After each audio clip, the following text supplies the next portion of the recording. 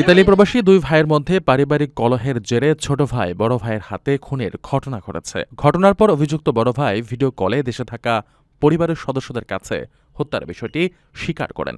এই ঘটনায় নিহতের পরিবারের শোকের ছায়া নেমে এসেছে। জানা যায়, বুধবার রাত আনুমানিক ৮টার দিকে ইতালির লেইজ শহরে পারিবারিক বিষয় নিয়ে দুই ভাইয়ের মধ্যে তর্ক বিতর্ক শুরু হয়। এক পর্যায়ে বড় ভাই হোমান শেখ উত্তেজিত হয়ে ধারালো অস্ত্র দিয়ে ছোট ভাই নয়ন শেখকে এলোপাতাড়ি আঘাত করেন। এতে ঘটনাস্থলেই তার মৃত্যু হয়। তারা দুজন টঙ্গীবাড়ি উপজেলার পশ্চিম সোনারং গ্রামের দেলোয়ার শেখের ছেলে।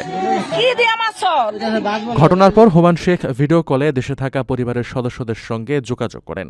এ সময় তিনি নিহত নয়নের রক্তাক্ত মরদেহ দেখান এবং নিজেই হত্যাকাণ্ড ঘটিয়েছেন বলে স্বীকার করেন। এমন দৃশ্য দেখে পরিবারের সদস্যরা কান্নায় ভেঙে পড়েন। ঘটনাটি দ্রুত এলাকায় ছড়িয়ে পড়লে ব্যাপক চাঞ্চল্যের সৃষ্টি হয়। পরে ইতালির স্থানীয় পুলিশ অভিযান চালিয়ে অভিযুক্ত হুমানকে গ্রেফতার করে।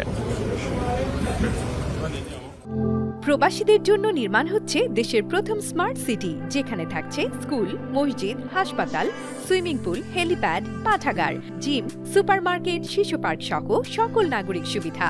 মাত্র ৩০ লাখ টাকা বিনিয়োগে মিলছে আকর্ষণীয় ফ্ল্যাট।